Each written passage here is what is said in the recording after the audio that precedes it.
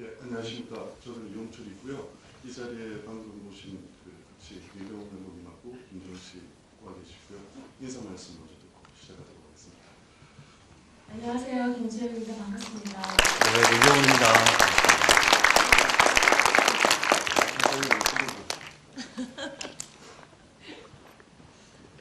너무 높은 자리라 이 청문회 같아서 약간 떨리네요. 간만에. 터치는 민병훈 감독님 네 번째 작품입니다. 그러니까 그 외에 다큐멘터리나 단편 작업을 하셨는데 그 영화로는 네 번째 작품이고요. 1998년도에 잠시헤드 우스마노프 감독과 함께 별이 날아가는 작품으로 데뷔하셔서 국제적으로 많은 인정을 받고 2000년대 들어서는 두 번째 세 번째 작품으로 괜찮아 오지마와 포도나무를 배워라 연출하고 국내 개봉도 했었습니다. 이후 한 5년, 6년 정도 지내고 난 다음에 만드신 작품이 터치고요.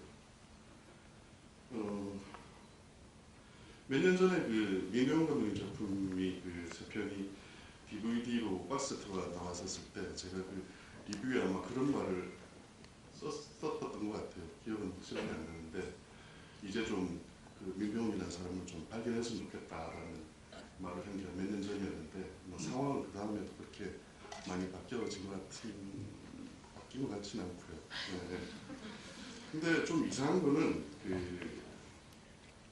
민 감독님이 데뷔하고 지금 작품 활동 계속하는 시기가 한국 영화 르네상스가 새로운 르네상스가 벌어지는 시기였는데 그 사이에 수많은 작가들이 발견되고 평가되고 하는 그런 과정을 생각해 보면 민병훈 감독님이 정말 이상할 정도로 제대로 평가되지 못하고 있는 것이 저한테는 되게 안타까운 부분입니다. 대중영화라고 하는 것 치고는 다소 무거운 주제를 다루고 계시고 또 스타일 면에서도 오락거리 이런 거와는 좀 거리가 먼 게 사실이긴 합니다만은 좀 안타까운 사실이죠. 1년 전 오늘 돌아가신 테오 왕요노플로스라는 감독님이 계세요. 아마 그분이 별이 날다를 보고 하신 말씀 같은데 내가 젊었더라면 바로 이런 영화를 만들었을 것이다 이런 말씀하셨다고 그래요. 물론 30쯤에 데뷔하셨던 감독님은 이제 40 넘으셨고 물론 영화의 스타일도 많이 바뀌었지만 앙젤로플로스 감독의 말을 지금 생각해 보면 우리가 아주 소중한 어떤 작품들을 많이 놓치고 있는 게 아닌가 하는 그런 생각을 다시금 하게 됩니다. 오늘 이 자리는 주로 터치에 대해서 이야기를 나눠보시고요. 나중에 후반부에는 관객 여러분께 마이크를 돌려드리도록 하겠습니다. 첫 질문은 터치와 전작 사이에 한 5년, 6년 정도 시간이 흐르는데 그 시간에 대해서 좀 말씀해 주셨으면 좋겠습니다. 포도나무를 배워라를 만들고 터치 영화를 바로 사실은 준비를 했었는데 제가 민병훈 필름이라는 제 타이틀을 가지고 영화를 만들고 싶지 않았었어요. 왜냐하면 저는 감독이지 제작자에 대한 능력은 사실 제가 없거든요. 근데 5년 정도를 영화가 8번 정도 엎어졌고 투자를 단 한 군데도 못 받았고 또 이 터치 영화를 만들고 나서도 배급을 1년 동안 잡지를 못했어요. 그러니까 우리가 아는 메이저부터 중소업체까지도 제 영화를 배급하지 않겠다라는 단호한 입장이 있었고 그래서 이 영화를 어떻게 해야 되나 또 배우분들에 대한 미안함 또 스태프분들에 대한 미안함 또 이 작품을 제 자식과도 같다면 어떻게 하면 개봉할 수 있을까 이러다 보니까 이제 5년이라는 세월이 훌쩍 흘렀고요. 또 마침 5년 동안 제가 다큐 작업이든 영상 작업을 마침 그동안 좀 해오는 게 있어서 그동안 놀지는 않고 좀 작품을 할 수 있는 운이 좋았던 기회들이 있었고 터치 이 작품으로 조금 제가 대중들과 그리고 관객분들과 한층 가까이 갈 수 있는 영화가 되기를 소망했고 그렇게 해서 최선을 다해서 영화를 만들었고요. 터치를 못했죠. 제가 관객분들과 터치를 하고 싶었는데 노터치가 됐죠. 그렇지만 제가 오늘 제 영화지만 제가 터치를 받았습니다. 그래서 저는 이 자리를 빌어서 이런 자리가 있어서 정말 제가 깨끗이 터치를 잊을 수 있어서 다행입니다.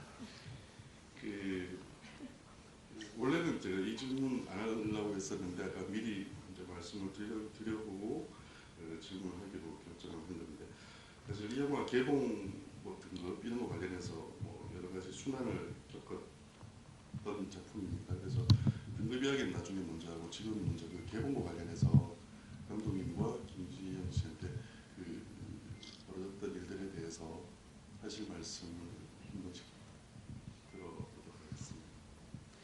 사실 이 자리는 뭐 저보다는 우리 지영 씨가 이렇게 참 어렵게 자리를 해준 자리고, 또 지영 씨가 얘기를 한번 해볼까요? 네.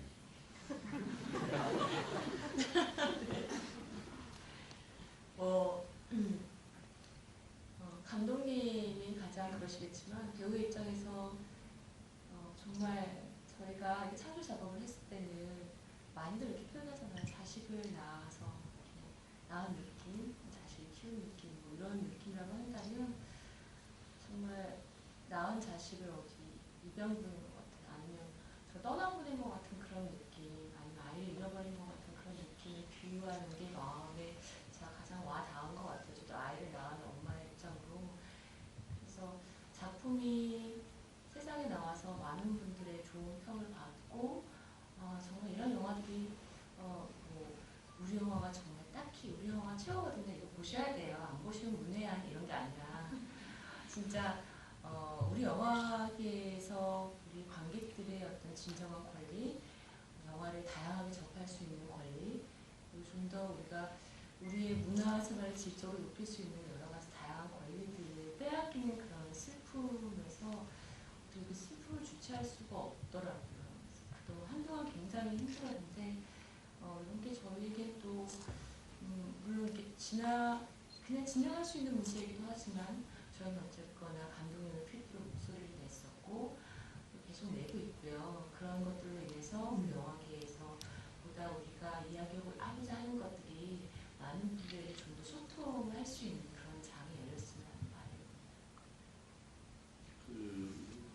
어쨌거나 이 한국에서 재벌 체제로 운영되고 있는 어떤 그런 뭐 개봉이나 뭐 그런 상영이나 그런 것들에 관해서는 감독님께서도 한번 분노의 목소리를 내신 적이 있는데 한번 이 자리에서 이야기해 주시죠. 제 영화 터치의 문제가 아니라 앞으로 지금 지영 씨도 얘기했지만 관객분들의 볼 권리에 대한 문제에 대해서 분노의 결정을 했던 거고요. 그리고 지금 앉아 계신 관객분들이나 저희 주변에 있는 분도 저도 CGV를 갑니다. 저도 롯데시네마를 갈 수밖에 없어요. 그리고 시네큐브 가격에서는 1시간 거리를 가야 됩니다. 근데 그걸 보고 이렇게 다양성 있는 권리라고 저는 생각하지 않는데, 과연 우리 한국 영화의 관객분들의 수준의 문제가 아니라 과연 다양성한 영화의 권리를 우리가 과연 어느 정도 극장들이 주고 있고 어느 정도 그 마케팅과 개봉에 관해서 어느 정도 열려 있냐고 했을 때 거의 참담한 수준이죠. 그리고 이런 식으로 영화를 만들어서 이렇게 걸려고 하는 영화도 아니었고, 그렇다고 제가 관수가 많다고 해서 좋아하는 것도 아니고, 적어도 관객분들이 평균적으로 볼 수 있는 시간과 여건 이런 것들은 필요한데, 새벽 시간과 심야 시간, 뭐 보통 이제 2회를 그렇게 편성을 하죠. 오전 9시 반, 밤 11시 30분, 어떨 때는 새벽 2시 20분 뭐 이렇게 걸려 있으면 이상하신 분이죠. 오시는 분들이 이상하시죠. 왜냐하면 그 시간에 아침 9시 반에 터치를 보시는 분들이 이상하시잖아요. 그 시간에 그렇게 볼 수가 없는데, 그래도 어떻게 와서 봐주시는 거 보면 엎드려서 절하고 싶죠. 하지만 다행히 제가 목소리를 냈던 게 2012년도 한국 영화에 르네상스가 있었지만, 만약에 저로 인해서 분명한 불공정한 문제들, 그리고 용기를 내서 대기업과 맞짱을 뜰 수 있는 제 용기가 있다고 한다면 거침없이 저는 하겠다라는 생각이 있었고, 또 준상 씨나 뭐 우리 지영 씨도 마찬가지로 스태프들도 저에 대한 뭐 그런 지지를 했던 걸로 알고 있고, 또 터치가 이 자리를 빌어서 완전히 상영이 되고 이렇게 된다면 저는 제 영화가 그냥 죽어있는 영화가 아니라 살아있는 영화가 될 수 있다는 그런 소신과 신념을 가지고 제 목소리를 냈었고 후회는 없습니다.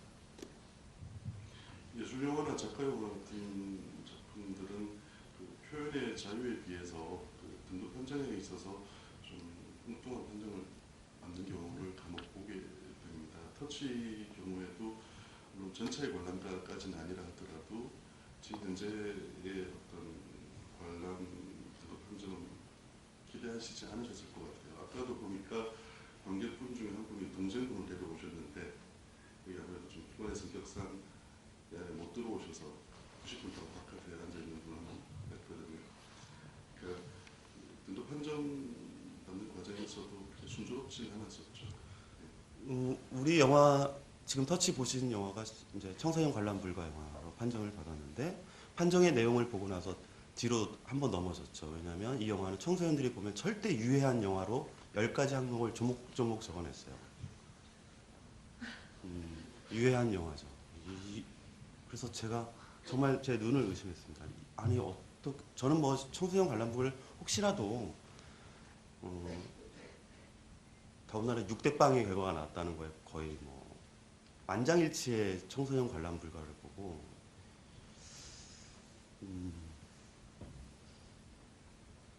그 내용서를 질의했고 했는데 몇 커트를 드러내고 안 드러내는 문제가 아니라 이 영화의 분위기가 우울하다라는 내용도 있어요. 그러니까 사회를 우울하게 다루고 우울한 사회를 우울하게 다뤄야 되는 것 같습니다. 제가 많은 주제인데 이걸 밝게 다룰 수는 없죠. 어떤 관객분들께서 왜 영화에 유머가 없냐? 이 영화의 유머를 가지고 할 수 없었습니다. 이 주제를 어떻게 제가 희닥거리면서 농담을 가지고 할 수 있겠습니까? 생명을 다루고 또 우리 사회의 그늘진 부분을 관객분들이 혹시라도 고통스럽더라 하더라도 정면으로 마주치게 하고 그것이 우리의 생명과 현실의 이야기라면 마주치게 해야 되는 제 의무가 있는데 그런 부분들을 마주치게 하지 말아라는 다시 편집을 해서 가져와라는 말은 뭐 일고의 가치도 없는 거죠. 그래서 어쨌든 청소년 관람 불가 나왔고 그때부터 조짐이 좋았죠. 그 시사 이 영화 터치 시사 때 반응을 그때 극장에서도 그때 롯데시네마였었나 거기서 보면 의외로 그 일반 관객분들보다 그 시사에 오는 분들이 이해도가 떨어지는 경우를 상당히 많이 보게 됩니다. 예를 들어서 이 영화에 나오는 사슴을 보고 뭐 귀여운 털을 떠올린다든지 뭐 사실 영화에서 사슴이 되게 상징적으로 쓰이는 것 같긴 하지만 그 의미를 뭐 정말 알아듣기 어려울 정도의 의미를 사슴을 통해서 표현하시는 건 아니잖아요. 영화 조금만 꼼꼼하게 보면 그 사슴이 뜻하는 게 뭔지 물론 답이 하나는 아니라 하더라도 영화를 보면 충분히 알 만한 것들인데 그런 게 뭔지를 자꾸 독촉하면서 물어요. 시사 이런 데 기자들은. 저걸 답답하죠 보고 있으면. 내가 말을 해주고 싶어요. 여러분들이 질문하실 것 같은데. 그래서 안 됩니다. 하여튼 그래서 어쨌든 제가 사슴 이야기를 하는 이유는 감독님 앞에 제가 사실 앞에 영화들 보면 저 포도나무를 배우다가 정말 너무 어려웠어요. 감독님 영화. 그래서 그 영화 다음 작품이 이 작품인데 제가 시사 때 보면서 상당히 대중적으로 접근하려고 노력을 많이 의도적으로 하고 계신다는 생각을 많이 했어요. 흔적도 많이 보이고 그래서 어떤 염두를 두고 하셨는지 개인적으로 영화에서 표현하는 방식에 있어서 대중적으로 가기 위해서 조금 다른 자세를 취한 분이 많으신 건지 여쭤보고 싶습니다. 제가 전작 3편 정도는 사실 제가 두려움에 관한 이야기로 해서 제가 벌이 날다, 괜찮아 울지마, 포도나무를 벼라 이 3개의 시나리오를 가지고 좀 하고 싶었어요. 그래서 제 마음속에 있는 두려움, 우리들이 가진 두려움에 관한 주제를 가지고 제가 대중과의 어떤 타협점 없고 제가 꼭 만들고 싶었던 작품이었고 제가 다음 작품 생명 시리즈로 작품을 하고자 첫 번째 이 터치를 썼고 두 번째 지금 사랑이 이긴다 이렇게 준비하고 설계자 이렇게 준비하면서 생명에 관한 이야기는 저만이 할 수 있는 부분이 아니라 같이 움직여야 된다고 해서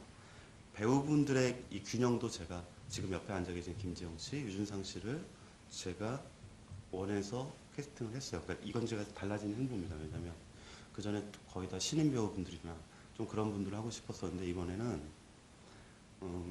우리 지영 씨 옆에 계시니까 그렇지만 평소에 제가 지영 씨하고 굉장히 오래된 사이인데 평소에 이렇게 보면 지영 씨의 이런 진실한 모습들 또 연기자로서의 폭발력 뭐 이런 부분들이 제 영화로 나오기를 원했고 또 그런 부분들이 대중과의 이 시리즈를 갔을 때 지영 씨가 이 무거운 짐을 옮겨줘도 관객들과 같이 소통할 수 있다는 생각이 들었고, 그거는 유준상 씨도 마찬가지였습니다. 물론 저희가 촬영할 때는 지금의 준상이는 아니었지만 그 화법 자체는 조금 제가 날것으로 진정성 있게 좀 찍고 싶었었는데, 제가 요구했던 거는 이랬어요. 우리 배우분들의 연기자의 모습이 아니라 실제로 정말 이 영화가 진실하게 보이길 원했습니다. 그리고 두 번째는 관객분들이 앉아서 영화를 보실 때 이왕이면 끝날 때까지 정말 긴장감 있게 영화를 보시길 원했어요. 왜냐하면 그래서 인서트라든지 산만한 장면들은 다 제가 촬영하지도 않았지만 그런 부분들을 드러내서 처음부터 끝까지 이 이야기에 조금은 많은 이야기들에도 집중력 있게 보기를 원해서 이 배우분들이 한 템포로 가기를 원해서, 그리고 어떻게 했는지 모르겠지만 촬영 회차도 13번 만에 이 영화를 다 찍었죠. 촬영 기간은 정확히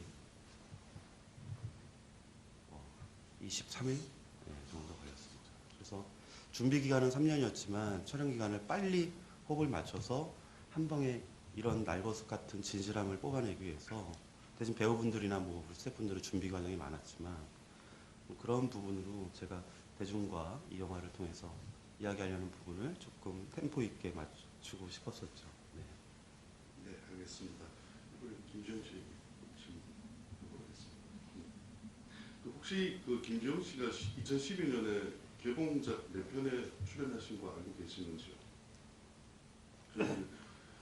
내 안의 모든 것에 아마 특별 출연하는 걸 아마 많은 분이 보셨을 테고, 그 터치라는 영화 외에 2편의 옴니버스 영화에 출연을 하셨어요. 그러니까 무서운 이야기라는 영화의 마지막 그 호러 에피소드와 그 가족 시네마에서 그 2번째 그 별모양의 얼룩이라는 작품에서 나오셨죠. 근데 그 내 안의 모든 것을 제외한 나머지 3편에서는 공통적으로 어떤 모성과 관련된 그런 역할을 뭐 동일한 건 아니지만 맡았었습니다. 근데 이게 작품 장르도 다르고 만들어진 시기는 다 다르지만 보면 색깔이 다 달라요. 연기에 하는 색깔 다 다르죠. 그래서 그렇게 하기가 쉽지가 않았을 것 같습니다.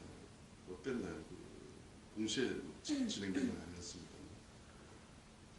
일단 그 중에서 가장 먼저 찍은 게 터치였어서요. 감독님의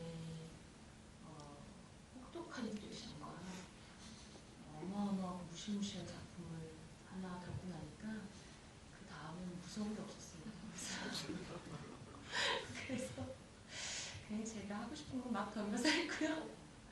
대신 사실은 제가 한 2년 정도를 TV에는 얼굴을 내비치지 않았었어요.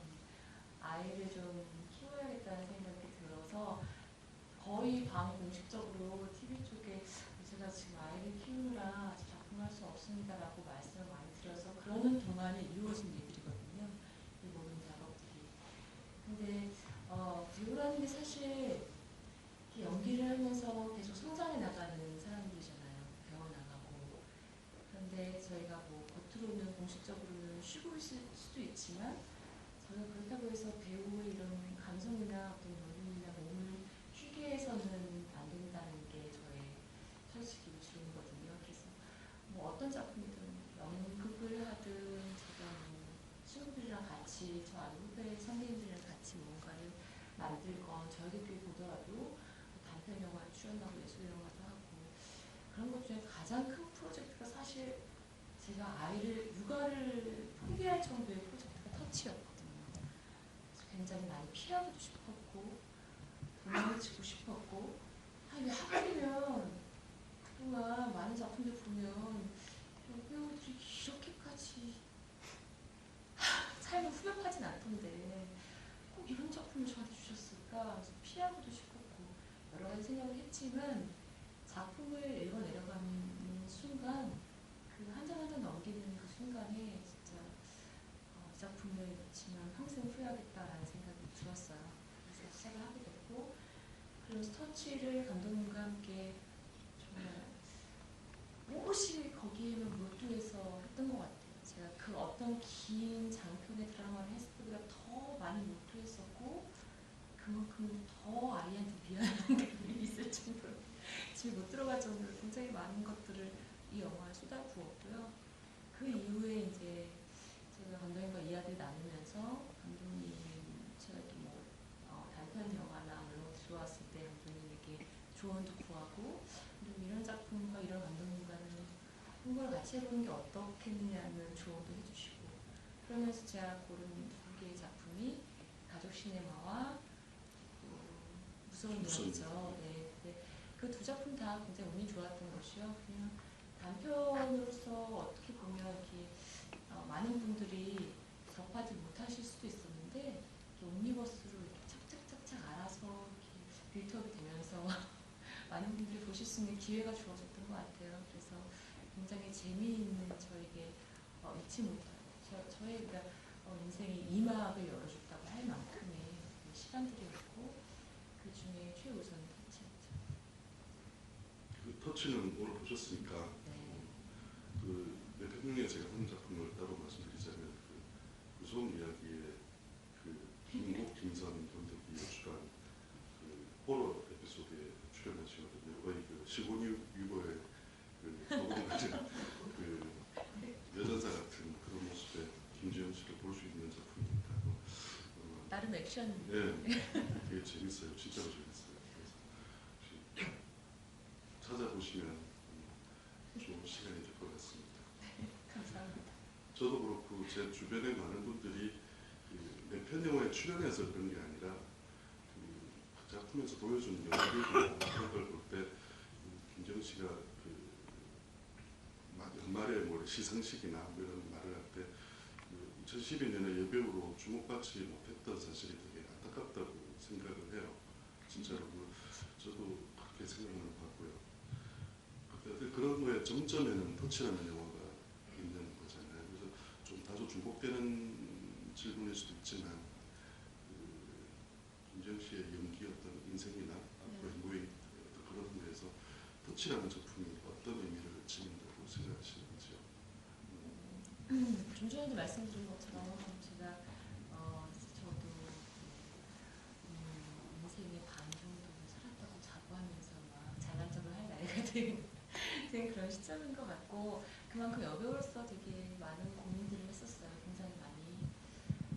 여배우로서 이 시점에서 내가 어떤 패턴의 연기를 또 발굴해 나가야 하고 또 어떻게 내 자신을 발전시켜야 하고 어떤 방향으로 내가 배우로서 앞으로의 행보를 결정해야 되느냐에 대해서 굉장히 고민을 많이 하는 시기였고 그러면서 제 자신을 좀 점검하고 있었는데 터치라는 작품을 하게 되면서 제가 앞으로 배우로서 어떤 방향으로서 작품을 선택할지 그리고 연기를 하는 데 있어서 어떤 자세를 다시 해야 할지 제가 처음 연기를 시작할 때 그 열정과 그리고 거기에 더해져서 또 연륜과 이제는 하지 말아야 할 것, 해야 될 것, 더 발전시켜야 할 것들이 이렇게 착착착착 제 머릿속에 커리큘럼 이렇게 짜듯이 정리가 되었던 되게 해준 그런 작품이고요. 그래서 이전에 제가 작품을 볼 때 그냥 되게 재밌겠다. 이 안에서 내가 이런 캐릭터 이것도 재밌겠다. 어떻게 바꿔볼 수 있을까? 뭔가 내가 좀 모험할 수 있을까? 도전할 수 있을까? 이런 것들 위주로 제가 뭔가 뛰어들고 했다면 단순히 그냥 배우로서의 천진난만함으로 뛰어들었다면 이제는 작품을 보는 데 있어서 물론 모든 작품이 그렇진 않겠지만 제가 정말 제 색깔과 제 목소리를 낼 수 있는 작품이라면 뭔가 이렇게 어떤 도의적인 책임과 배우로서 이 작품에서 목소리를 내는 데 있어서 그냥 예쁜 여배우로서가 아니라 물론 전에도 뭐 예쁜 여배우로서 보여드린 건 아니었지만 같이 함께 할 수 있는, 함께 생각할 수 있는 어떤 인생의 목표나 어떤 주제에 대해서 제가 수긍하고 책임질 수 있는 그런 작품을 해야겠다는 생각이 들게 해주는 그런 터치죠. 예, 고맙습니다. 그 감독님한테 질문 돌리도록 하겠습니다. 감독님 영화에서 인물들의 어떤 특성을 보자면 어떤 고통이나 죄의식 이런 것과는 분리해서 읽기가 힘듭니다. 또 종종 그 종교와 연결되기도 하니까 어떤 인간이 지니고 있는 어떤 숙명이 아닐까 그런 느낌도 받게 되죠. 그러다 보니까 자연스럽게 스크린을 대하기가 그렇게 묵묵하지만은 않은 건데, 그러니까 서구의 선생님께서도 잠시 말씀하셨지만, 예를 들어서 뭐 삶에 있어서 밝은 부분, 뭐 이렇게 행복한 부분 그런 것만을 보고 싶어하는 관계도 있을 수 있지 않습니까? 극장에서 그죠? 그런 분들에게 어떤 감독님만의 어떤 말씀을 해주신다면. 제가 이런 얘기를 들으면 앉아 계신 분들이 화들짝 놀랄 수도 있지만 놀라지 마시고, 제가 감히 말씀을 드리면 저는 영화가 불량식품이 아니길 바랍니다. 저에게 영화는, 그리고 제가 이 자리에 서서 감히 제 양심을 걸고 하고 싶은 영화는 저에게는 예술이었고, 또 영화가 극장 안에서만 움직이는 게 아니라 극장을 나서면서 행동하게 되고 마음의 양심을 움직이길 저는 원했어요. 그리고 앞으로도 시장에서 그런 영화를 만들지 말라 하더라도 저는 만들겠지만, 그런 영화가 저는 제가 하고 싶은 영화의 신념입니다. 왜 그러냐면 저도 오락은 영화를 보고 있습니다. 저 볼 수밖에 없는 환경이죠. 영화를 좋아하다 보면 그런 영화를 보지만, 조금 고통스럽다 하더라도 나의 내면을 두들기는 영화가 저에게는 굉장히 영화가 갖는 저의 기쁨이었거든요. 그 기쁨을 그냥 보는 관객이 아니라 제가 만들고 있으니 얼마나 어깨에 짐도 있지만 사실 기쁩니다. 그리고 조금 시간과 노력과 능력이 되는 한 어쨌든 제가 양심을 걸고 좋은 영화를 만들려고 하는데, 시장이 사회가 녹록지 않습니다.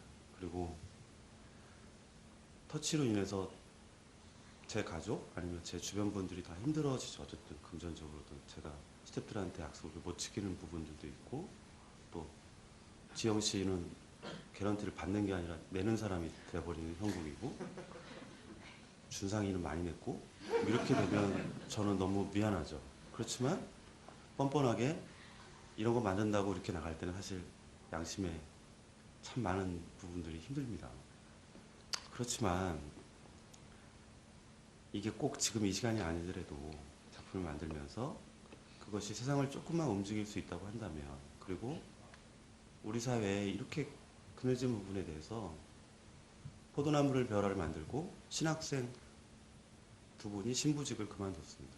그리고 한 분은 지금 영화 일을 하고 계시고 한 분은 지금 농사를 짓고 계시는데, 제가 포도나무를 벼라를 만들면서 신부를 그만두게 하는 게 목적이 아니라 자기 자신을 찾기를 원했던 게 저의 그런 부분이었다고 한다면, 터치를 보고 우리 사회에 조금이라도 그늘진 부분들, 그런 부분들을 우리가 스스로 터치할 수 있는 그런 마음이 생긴다고 한다면 저는 정말 행복한 사람이겠구나 이런 생각이 들었고요. 그런 주제로 제가 뛰어갈 때 제 주변에 좋은 배우분들, 동료들, 또 제 스태프분들, 저를 믿고 계신 분들 있다고 한다면 꼭 제가 지금 말한 대로 이런 영화를 꼭 만들기를 원하고 희망합니다. 예, 알겠습니다. 너무 무겁죠, 그죠? 근데 저는 이상하게 지휘할 때마다 이렇게 고집센 감독님들하고 지휘를 하게 돼서 한편으로는 행복하지만 한편으로는 좀 무겁기도 합니다. 네, 너무 예. 감독님의 희망이고 소망이시지만 난 저런 거 너무 싫다. 그럼 안 보시면 되죠. 저희가 보지 않으면 혼낼 거야 이러는 건 아니니까. 근데 다만 이제 조금 더 우리 스스로가 뭔가 다 같이 힘을 모아서 우리가 그 안에서 더 넓은 시장 안에서 고를 수 있는 그런 자유를 만끽하고 싶다는 그런 목소리죠, 사실. 너무 세게 얘기하지 말아요. 저는 사실 말 나온 김에 말씀드리면, 우리 저기 앉아 계신 우리 이남희 선배님 배우분도 이렇게 우리 출연하신 배우분한테도 이제 더 부탁하기가 되게 미안해요. 하면 거의 뭐 제가 드리는 게 없잖아요. 드릴 수 있는 여건도 아니고, 또 이렇게 지영 씨나 뭐 할 때 이제는 제 스태프분들을 추리기도 사실 그렇게 쉽지가 않습니다. 왜냐하면 저 사람이랑 하면 참 힘든 거 아닌가 이렇게 되는데 사실 영화가 즐거운 작업인데 즐겁게 하고 싶은 건데 사실 이 자리에서 제가 영화를 보고 제 영화를 지금 제가 봤지만 사실 저는 굉장히 즐거웠습니다. 왜냐하면 이게 웬일이에요. 이게 이렇게 여러분들이 앉아 계셔주시고 이렇게 같이 영화를 볼 수 있다고 한다면 저한테는 인생이 시네마 천국이니까 좋았습니다. 네. 예, 실제로 감독님 영화가 무거워 보이고 그렇게 영화를 보는 중에는 이렇게 무거운 느낌을 많이 받을지 모르지만 제가 감독님 영화를 뭐 대표 영화를 다 좋아하는 이유 중에 하나는 그 영화를 생각했을 때 괴로워 살기 싫어 이런 게 아니라 그 영화들이 되게 무거워 보이지만 끝나고 난 다음에 생각해 보면 되게 살게 만들어주는 영화들이에요. 그러니까 힘도 나게 해주고 특히 두 번째 영화 같은 영화들 그래서 보는 도중에 힘든 것 때문에 그 영화에 대해서 어떤 선입견이나 그런 판단을 쉽게 하면 안 되는 거죠, 그렇죠? 제가 이 자리를 빌어서 우리 지영 씨한테 꼭 해줄 얘기가 있었어요. 미안하다는 말과 참 잘했다는 말을 해주고 싶은 동시에 터치를 제가 그런 분노의 결정을 안 했으면 지영 씨가 여우주연상 후보에 계속 올라갔을 거라고 저는 생각을 합니다. 그리고 제가 미리 말씀을 드리면 제 마음이니까요. 저는 2012년도 나온 한국 영화의 여우주연상은 제 마음속에는 김재훈 씨입니다. 왜냐하면 제 작품에서 정말 나무주연상은 아니고요. 여우주연상은 확실하게 제 마음속에 김지영 씨라고 생각을 하고요. 지영 씨가 조금만 더 우리 관객들과 만나는 자리가 있었으면 더 좋은 평가를 받았을 텐데 그냥 이렇게 상영 기회가 없어서 좀 미안하기도 하고 참 고맙다는 말을 이 자리에서 전해주고 싶었습니다. 네, 너무 감사드리고요. 사실 감독님과 같이 다니면 식은땀이 날 때가 많아요. 제가 굉장히 많은 걸 받아들일 수 있는 사람이다라고 생각하고 살았는데 감독님이랑 같이 있으면 대부분 이제 감독님들이 여배우들이랑 같이 가면 이거 어떻게 튈지 모르겠어.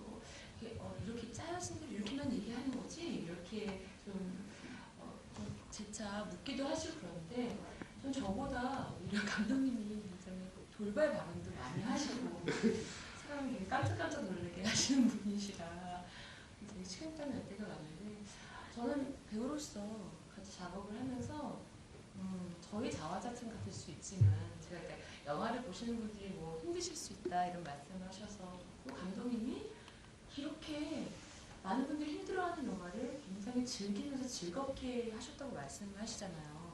얼핏 들으면 굉장히 사악한 사람으로 비춰질 수도 있을 것 같아요. 사실 저에게는 굉장히 사악한 감독이었어요. 그래서 작품을 하는 내내, 준비하는 내내 막 꿈에서 감독님 병원 끝에서 울기도 하고 제가 너무 이 강박관념에 제가 놀래가지고 막 깨서 착하게 살아야지 이렇게 마음먹기도 하고 했는데 결론적으로는 작품을 준비하는 내내 피를 말릴 만큼 정말 이런 압박감도 있을까 봐 매일 밤에 어떻게 하면 도망갈 수 있을까 이런 걸 꿈꾸고 했는데 촬영하는 내내 정말 다른 생각 전혀 집안에 어떤 일이 일어나도 다른 생각 전혀 안 드는 만큼 너무너무 배우로서 행복했고요. 촬영이 끝나고 나서 후반 작업을 하고 이러는 가운데서도 저희에게 저희가 개봉을 하고 또 내리게 되고 많은 결정들이 있었고 수많은 감정의 기복이 있었지만 그 와중에도 단 한 번도 후회를 하거나 재미가 없다거나 내가 이거 왜 했을까라고 제 자신을 질책하는 일이 한 번도 없었던 것 같고요. 그리고 확실히 너무나 배우로서 행복했습니다. 이런 작품은 배우가 평생을 하면서 자주 만날 수 있지 않는 것 같아요. 유준상 씨가 이 자리에 안 계셔서 자꾸 소리가 되고 있으신 것 같은데 이 유준상 씨와 감독님은 그냥 배우와 그 감독의 관계가 아니죠. 더 오랜 관계가 있으시죠. 네.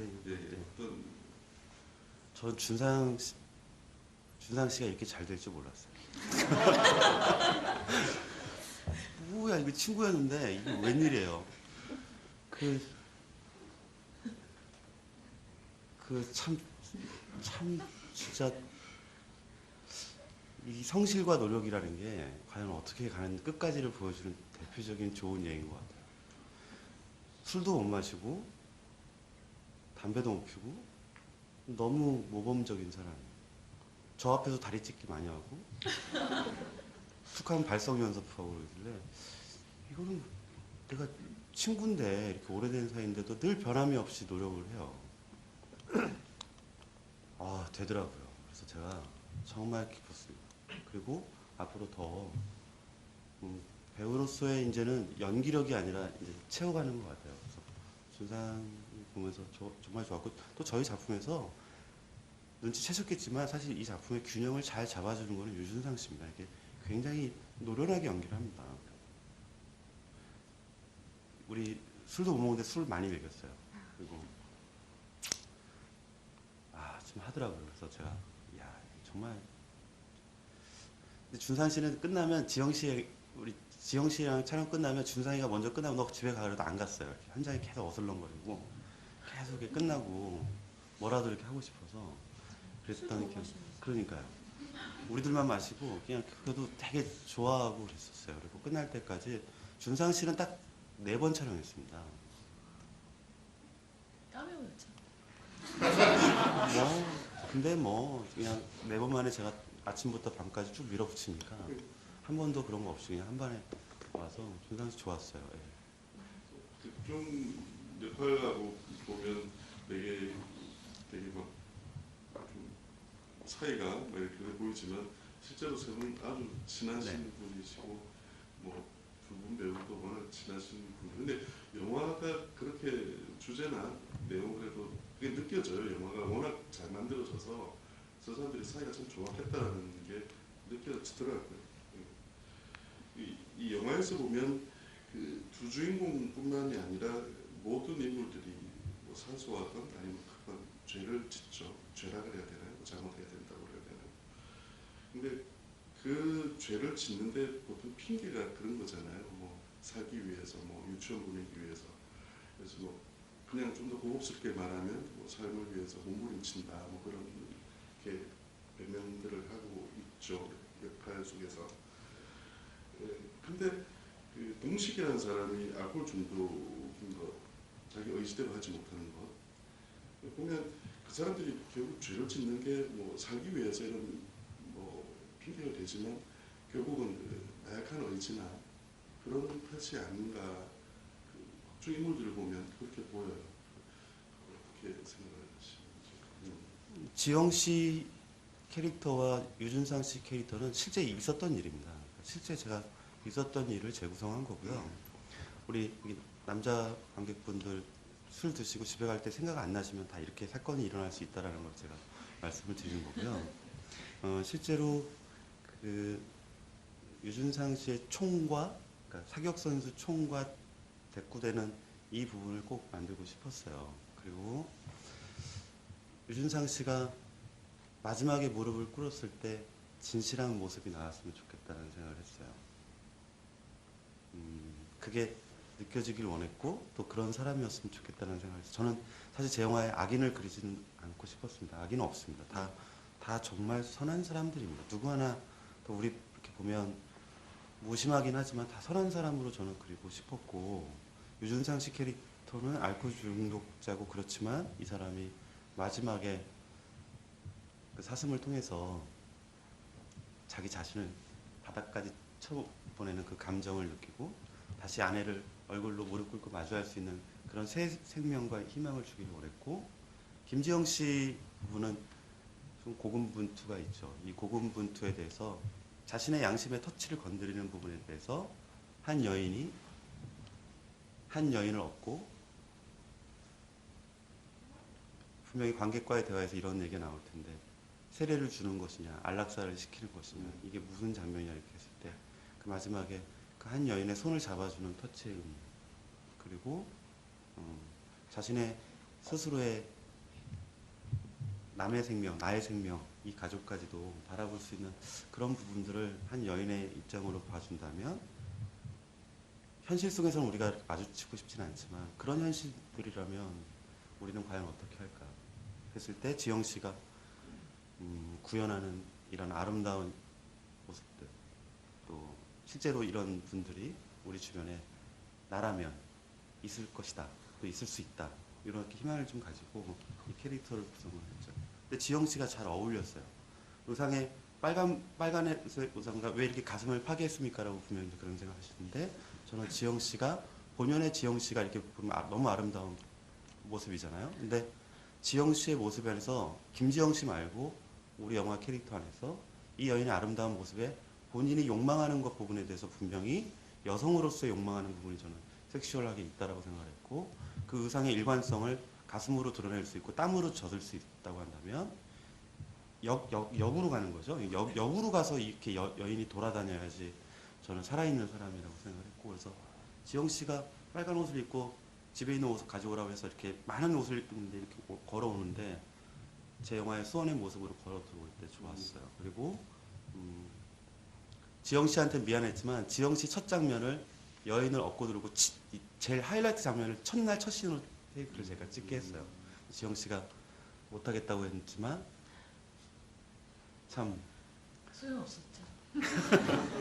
그 어려운 장면부터 일부러 찍게 해서 그렇게 파고 들어가야지 오히려 이 영화를 완성할 수 있다고 생각을 했고, 그 장면을 보면서 제가 이 지영 씨의 진실한 모습이 우리 영화의 진실한 모습과 일치할 수 있겠다는 확신이 들었죠. 그건 진짜 어떻게 하는 거예요? 주먹으로 그건 진짜 주먹으로 쳤죠. 그건 금이 갔죠. 그러니까 촬영을 하다 보면 한두 번 하는 게 아니라서 그 감정으로 하다 보면 이걸 물론 배우들이 뭐 때리는 장면이나 기술적으로 이렇게 연마를 해서 연기도 기술이잖아요. 잘 다치지 않게 서로 이제 합을 짠다 그러잖아요. 그래서 같이 이렇게 하곤 하는데 그런 장면들은 뭐 누구 다칠 사람도 별로 없고 저 자신의 분노 분출이라서 저도 몰랐어요. 그냥 촬영하다 보니까 금이 와가지고. 실제로 네, 근데 촬영이 너무 바빴고 시간이 없어서 병원을 못 가는데 며칠 있다 갔더니 붙었대요.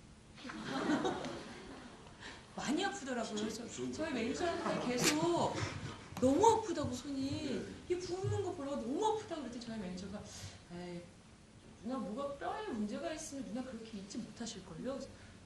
너무 아프다니까? 그랬는데 예예 알겠어요 예예 그러더라고요. 병원에 나중에 갔더니 이렇게 뼈가 금이 갔다가 뭐 붓고 있네요 잘 이렇게 말씀하셔서. 근데 수첩이나 그렇게 있는 것들이 안 그러는 거거든요.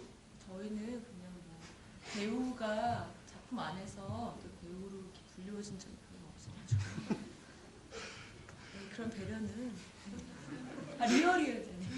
리얼하게 CG만 안 쓴 게 아니라 예, 이쯤에서 그 관객분들 마이크를 좀 돌렸다가 왔다 모두 손을 들어보시죠. 예, 마이크 좀 전해주시죠.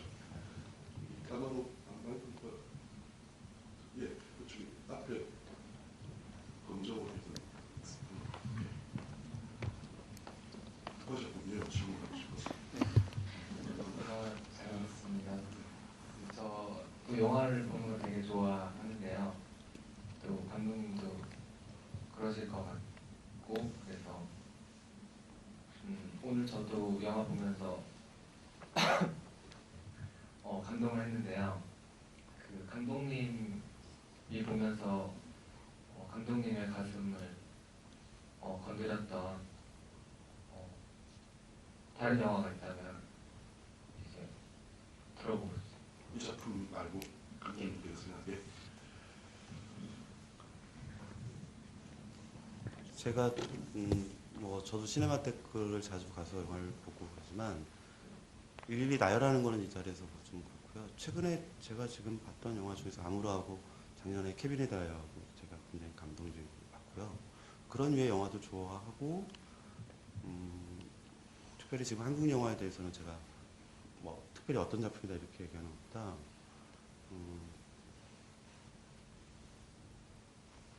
저 개인적으로는 지금 작년에 한국 영화 나온 제가 이렇게 극장 가서 돈을 내고 한국 영화 감독님들 중에서 이런 영화는 내가 꼭 봐야겠다고 챙겨보는 감독님들이 계신데 다른 나라에서 좋았어요. 이게 그냥 제가 준상이가 나와서 그런 것도 있지만 뭐 되게 신선했고 좋았고요. 뭐 그런 류의 영화들 되게 좋아하고 잘 봤습니다. 그리고 저는 또 제 작품도 즐겨 봅니다. 그냥 예, 답변 주시죠. 다음 분. 예.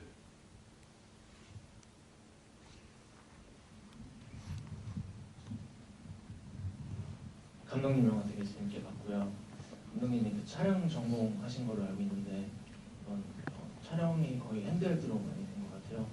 그 부분을 이제 풀이 때 염두를 하신 건지 아니면 상황에 맞게 그때그때 그렇게 촬영하신지 궁금하고, 두 번째로는 그 사슴 나오는 장면에서 유진상 씨가 총 여는 장면에서 테이크를 몇 번이나 갔는지 NG도 되게 많이 갔을 것 같거든요.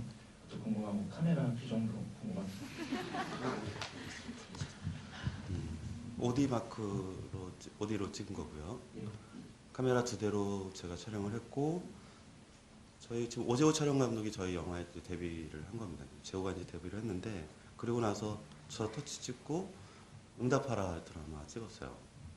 그래서 응답하라도 잘 됐죠. 지금 다시 이제 저랑 할 건데 재호 친구가, 저는 사실 영화에 즉흥이 없습니다.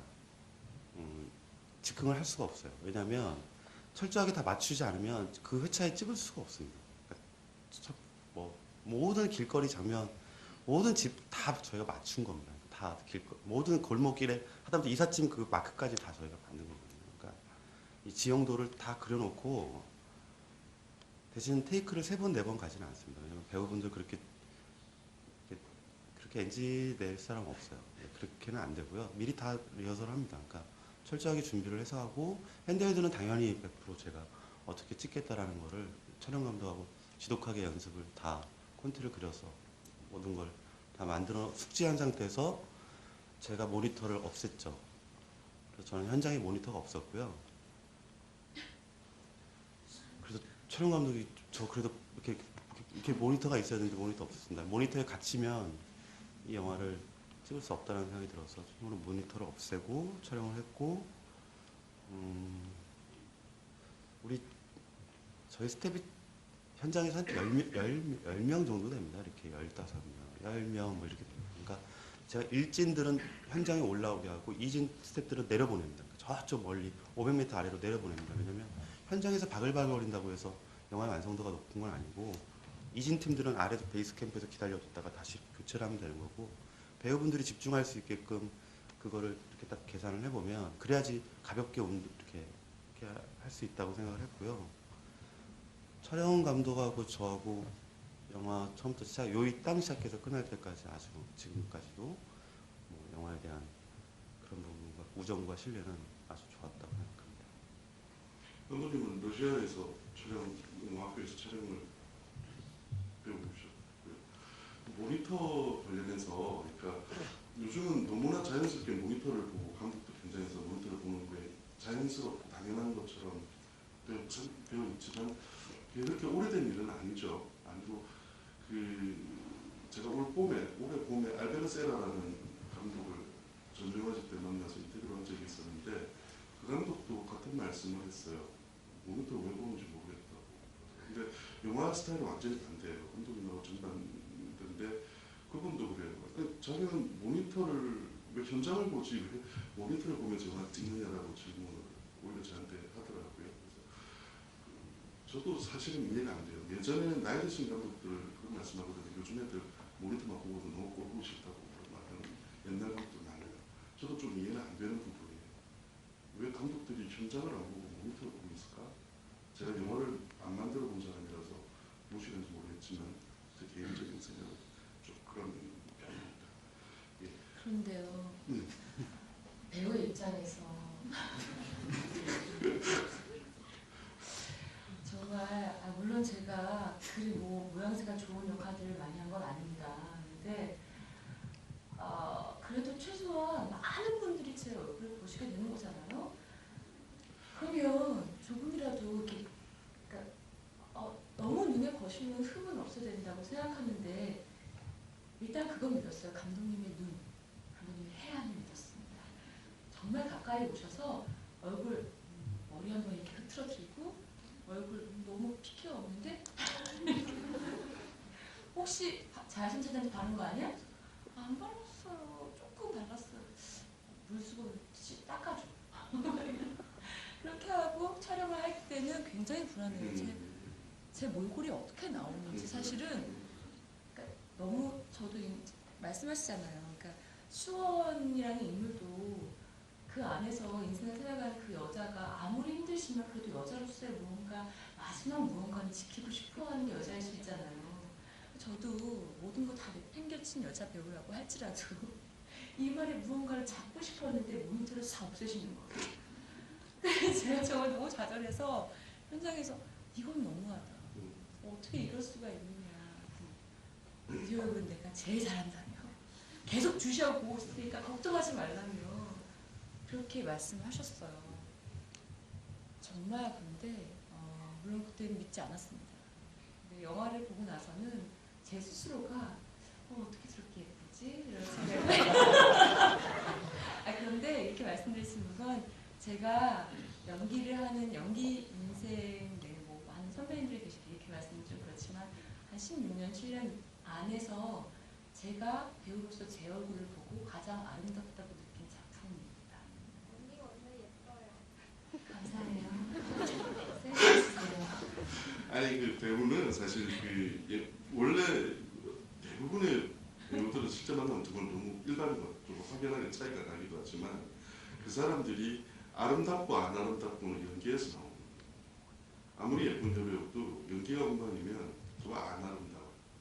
근데 김정은 씨가 이 영화에서 정말 아름다운 이유는 뭐 화장, 뭐 분장 이런 게 아니라 정말 보고 있으면 정말 마음에 촉착 와요.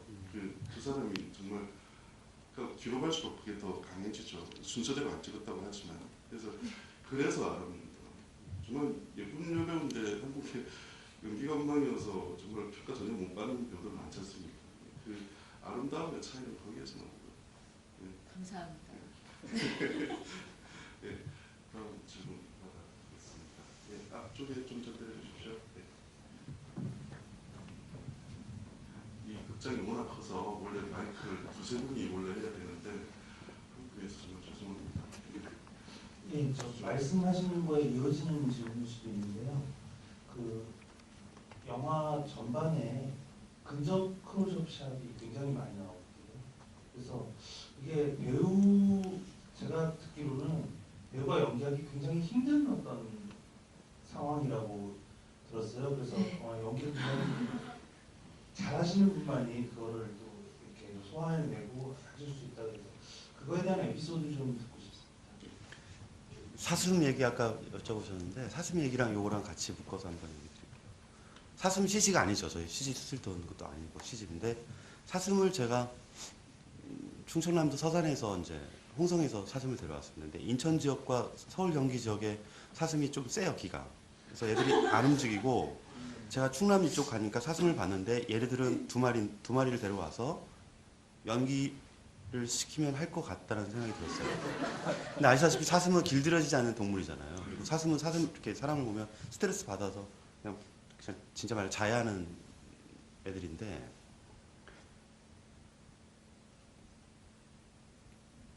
그 장면, 그러니까 준상 씨가 쏠려고 하는데 사슴이 걸어오잖아요. 이때 마취를 조금 넣었습니다. 그러니까 얘가 타벅타벅 우리 앞으로 오더라고요. 그래서 내가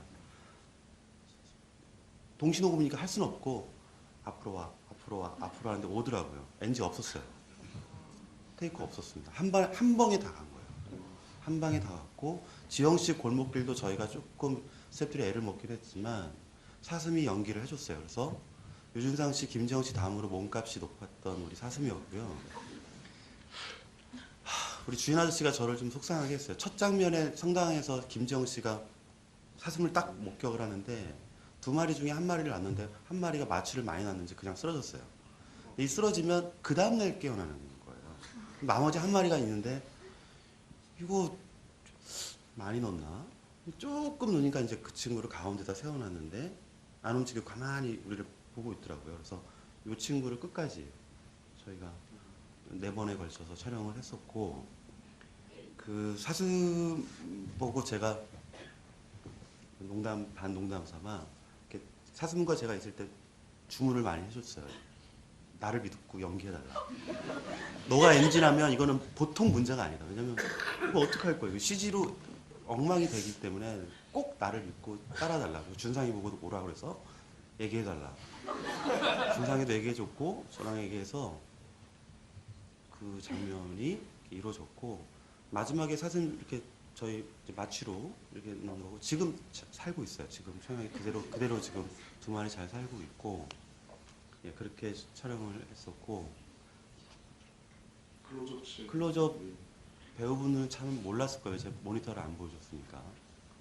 근데 콘티를 작성했을 때 우리 장면 안에 처음부터 꽉꽉 들어차고 꽉꽉 잡는 이 인물들의 이 시선이 20분 정도만 견뎌주면 영화의 흐름을 관객분들이 따라갈 수 있다라는 생각이 있었어요. 그래서 이 클로즈업에 이 배우들의 물론 연기가 돼야지 되겠지만 지영 씨 성당에서 딱 클로즈업 잡았을 때 감이 왔어요.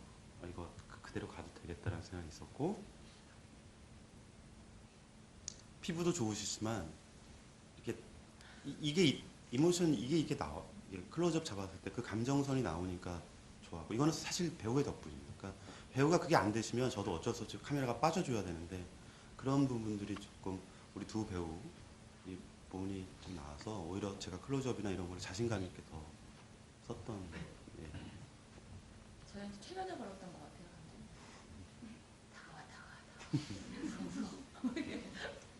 진짜 많이 마음속으로. 오시죠. 가장 많이 온 작품 아닌데 오는 시이 비중으로 치면 진짜 많이 나오죠. 클로즈업에서 온 작품도 여러 나오고. 그런데요, 제가 우는 거에 한 1, 2% 정도 우신 것 같아요. 아, 네, 오히려 제가 눈물을 흘리면 제가 이 바닥을 치는 장면을 계속 다시 찍었던 이유가 그렇게 많은 테이크를 가는 게 없었는데요. 몇 테이크 갔어요. 바닥을 치는 거. 막 거기엔 정말 국물 폭발이잖아요. 어느 누구 하나 내 목소리 들어주지 않지만 하늘과 땅에 대고 이 분노를 폭발시키는 장면이라 처음에 사실 감독님이 얼마나 좀 연기하시냐면 저희가 많은 준비를 하잖아요. 그리고 그 배우분이 누워 계시잖아요. 그 엄마가 병자인 엄마가 누워 계신데 그 분장과 모든 걸 다 세팅을 준비해 놓으시고 저랑 화장실도 못 부딪히게 서로 분리를 격리를 시켜 놓으신 거예요. 그리고 이제 딱 현장에 갔더니 차에 있으라고 계속 그러시더니 나와서 자 이제 이 장면을 찍는 거야. 들어가서 그 누워있는 환자를 보게 될 거야. 그래서 준비하고 환자가 있어. 들어가서 보고 그 다음에 행동하면 돼. 일단 보고 현장을 보고 방이 어떤지 구조가 어떤지 환자가 어디를 어떻게 분장해 놨는지 봐야 제가 연기를 할 수 있을 것 같다고 그랬더니 가면 연기를 할 수 있을 거야. 날 믿어. 항상 그러셔가지고 그래 어쩔 수 없어 난 믿자. 그리고 그냥 들어갔는데 기억하실지 모르겠지만 들어가자마자 제가 이게 도망가려고 다시 문을 열었다 이렇게 밀었다가 다시 그걸 힘겹게 다시 닫고 이 현자를 이렇게 보는 장면이 있는데 정말 들어가자마자 토할 뻔했어요. 그 상황이 그 안에 푹푹 찌는 30몇 도의 열기도 그러했거니와 그 환자에 누워있는 모양새는 그 방 안의 느낌이며 들어갔을 때 제가 마치 작품을 딱 대면했을 때 도망가야지 이건 안 되겠다라고 생각했던 그때 그 떨림과 두려움이 전해져서 제가 문을 밀고 잠깐만 감독님 이러려고 했던 건데 그거 다시 잡고 문을 잡고 들어와서 이렇게 봤던 그 느낌이 아직도 생각이 나요.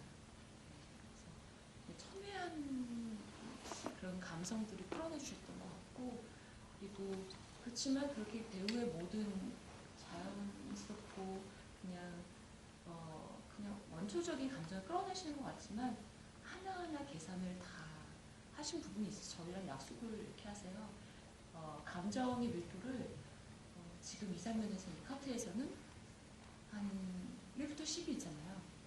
7.5 정도? 이렇게 말씀하세요. 지금은 8.3? 근데 그게 굉장히 애매하잖아요.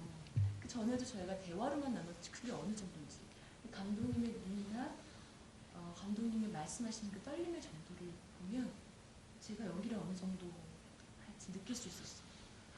그게 그 숫자의 그 단순한 0.몇 차이가 사실은 관객이 느끼는 게 반영이 되는 거잖아요. 그래서 아까 그 방 안에 누워있는 환자를 볼 때 배우 인물만 그런 게 아니라 관객도 마찬가지의 심정이었을 것 같아요. 그 방의 관객을 보고 가서 도와줘야지 이런 생각을 바로 생각하는 관객은 별로 없었을 것 같아요. 또 무서워서 외면하거나 도망가거나 그런 것들이 그런 걸 느끼게 만드는 게 영화의 힘인 거죠. 그렇죠? 네. 네. 다음 저 뒤에 노란 마이크 하겠습니다.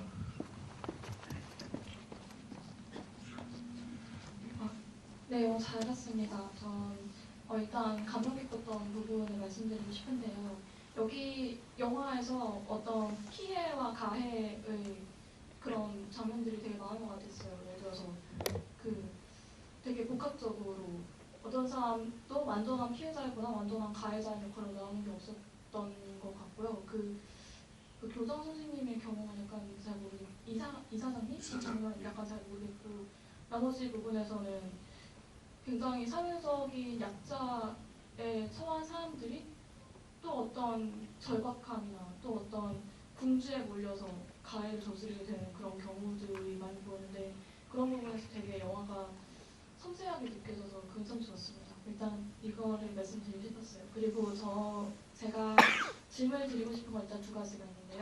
하나는 그런 섬세함이나 그런 사회적인 약자들이나 그들을 보는 시선 같은 거는 자기의 경험, 자기의 삶, 자기의 생각 이런 것에서 비롯되는 거라고 저는 생각해요. 그래서 감독님께서 이런 영화를 만들게 되시고 이런 영화를 생각하게 되시고 그런 것에 대한 계기나 그런 삶에서의 경험 이런 게 있다면 어떤 건지 그게 좀 궁금하고요. 한국 영화계에서 아는 영화 감독분들이나 아는 분들이 거의 없습니다. 그리고 저는 영화인들하고 아는 분도 거의 없어요. 왜냐면 이렇게 제가 출신과 이런 게 없기 때문에. 근데 영화를 만들려면 주인공을 누구로 할까 아니면 주제를 뭘로 할까 했을 때 제가 늘 경험했던 병원에서 있었던 일, 그다음에 이렇게 응급실 가면 잠깐 기다려요라고 다 하시잖아요. 그리고 동사무소에서 갔을 때, 지영씨 갔을 때 요 시뮬레이션을 5번을 다 했습니다. 다 같은 답이 나와요. 똑같은. 우리가 늘 겪는 일입니다. 은행 가도 뭐. 근데 그분들이 가해자가 아니라 피해자가 아니라 우리 사회에 이런 부분들이 있다고 한다면 제가 주인공이 돼서 사회적인 약자인 제가 한번 경험해보고 나라면 어떻게 할 것인가. 그리고 실제로 제 주변에 제가 이런 아픈 사람을 목격한 적이 있습니다. 그러니까 제가 육교를 건너는데 피를 토하고 아저씨가 떨어져 있어요. 근데 다 지나가면서 이렇게 얘기하더라고요. 어이구, 이러는데 제가 가다가 다시 왔어요. 그냥 여름에.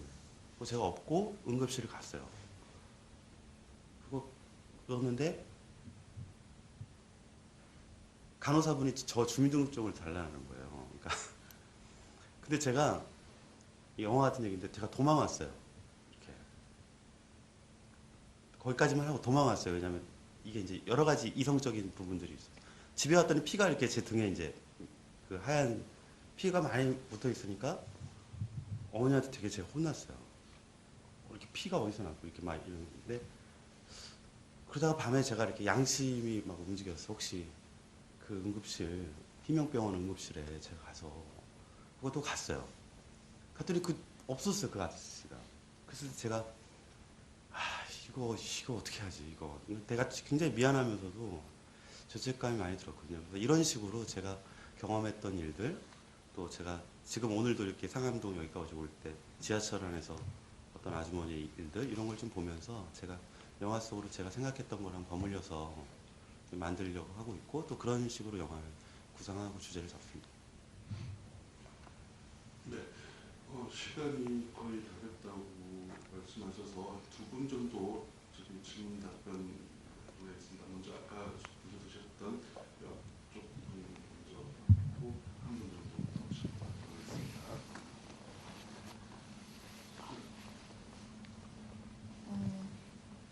정규환 감독님의 애니멀 타운을 보셨는지 궁금하고요. 그리고 배경음악을 왜 하나만 쓰셨는지 궁금합니다.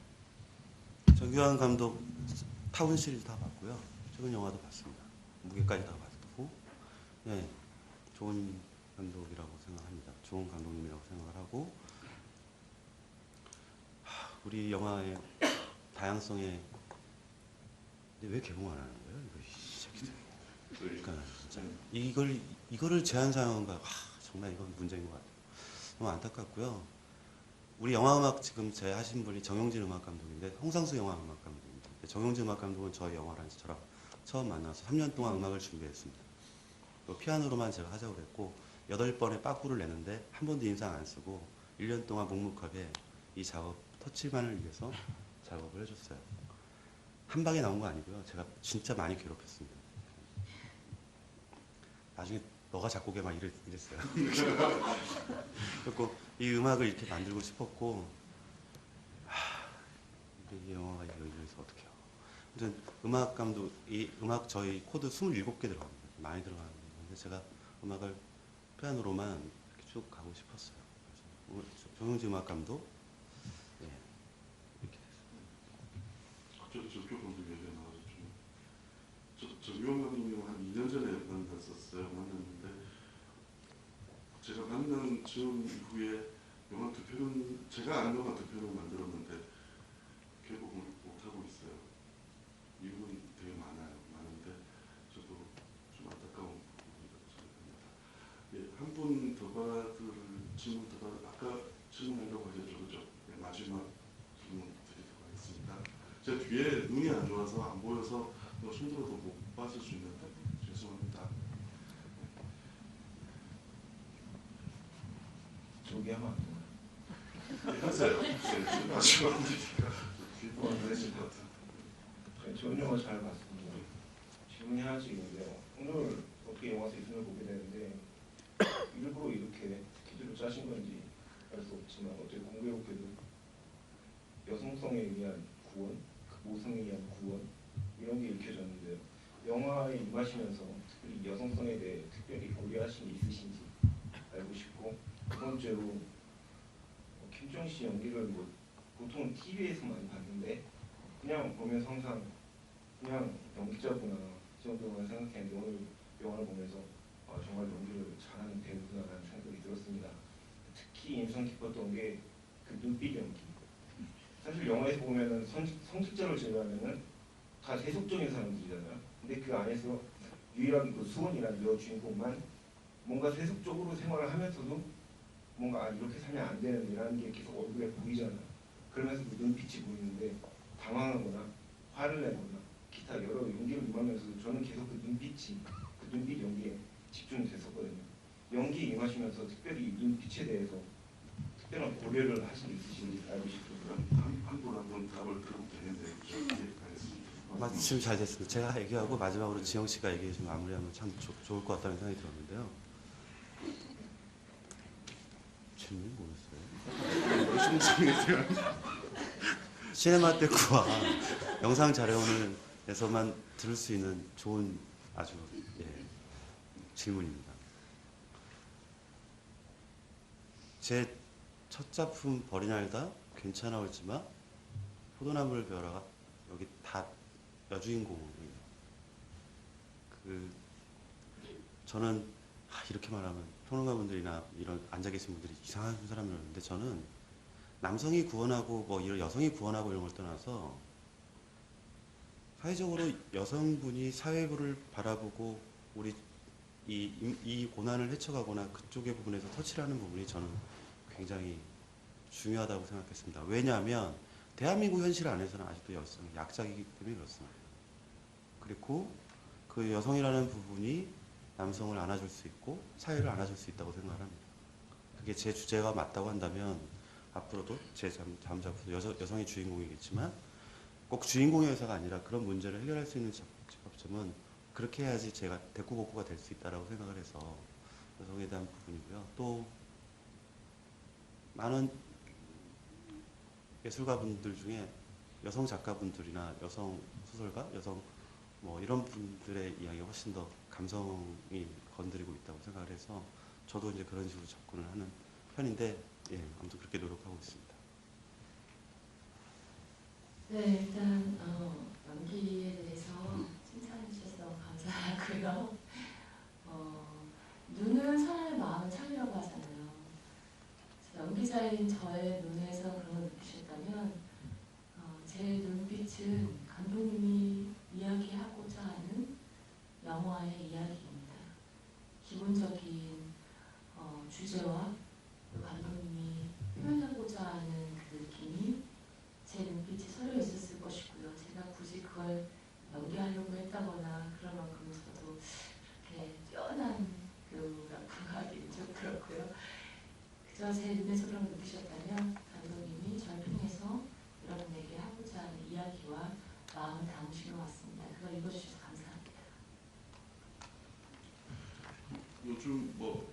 여기서 뭐 힐링 뭐 이런 이야기를 많이 합니다. 그리고 뭐 유명 인사 중에 자기가 뭐 멘토라고 뭐 하는 사람도 있고 그래서 그런 책이 베스트셀러도 되고 가연장에도 사람이 많이 모인다고 해요.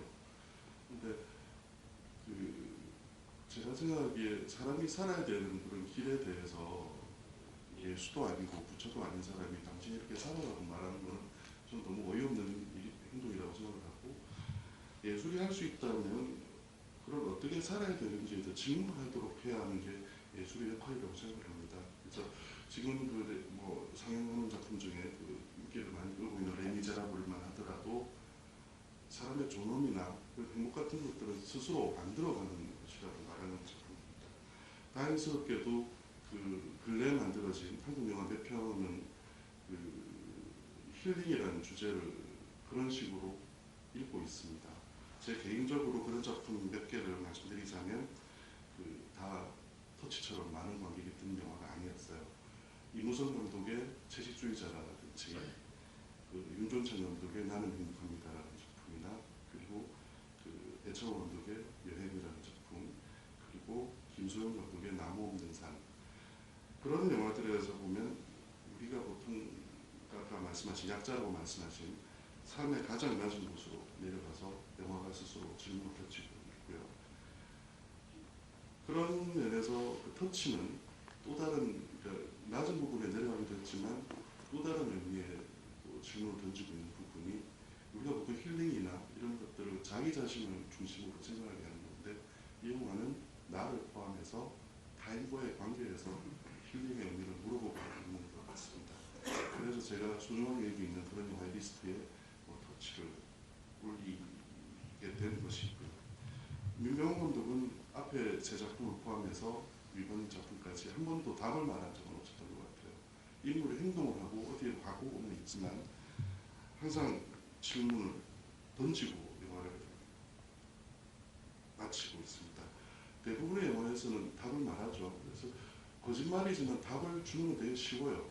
울리게 만들거나 뭐 달콤한 답을 주기는 쉽지만 그런 거짓말을 하지 않고 답을 스스로 찾게 만드는 그런 의미에서 터치나 그 민병헌 감독의 작품은 충분히 가치가 있다고 저는 생각을 하고 그 오늘 보신 터치가 오랫동안 기억에 남았으면 하는 그런 개인적인 바람으로 저는 말씀을 마치고요.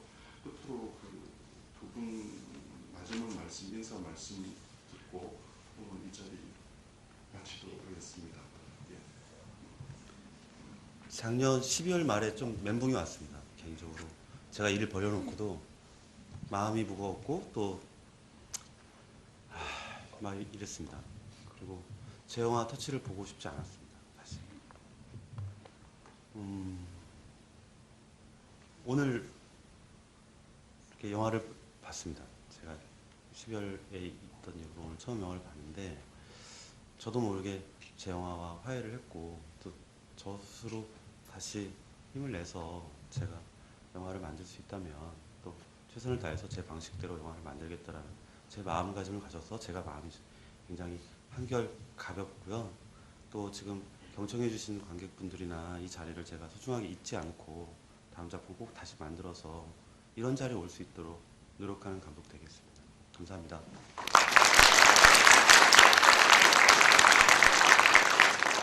네, 저도 감독님과 마찬가지로 기대하지 않았습니다. 희망을 버리거나 제가 제 자신을 자포자기하거나 그런 건 아니었지만 저희 터치라는 작품에 대해서 그냥 잊자라고 생각하고 있었는데 정말 어른들이 항상 말씀하시는 것처럼 희망은 저희 영화에서 말하는 주제이기도 하죠. 희망은 진짜 예기치 않은 곳에서 선물처럼 다가오는 것 같아요. 그냥 그것을 믿고만 있다면 사실 오늘이 감독님도 그러실 것 같은데 저에게도 그렇게 희망이 선물 같은 그런 자리고요. 이 자리로 인해서 제가 굳이 어떤 것들이 제 치고라도 참석하고자 했던 것들은 이 자리에 이렇게 모여주신 저희 희망의 끈을 보여주시는 그런 여러분들을 꼭 뵙고 싶었습니다. 이 자리에 와주셔서 감사하고요. 앞으로도 저희 영화 우리가 살릴 수 있는 그런 문화 신이 되어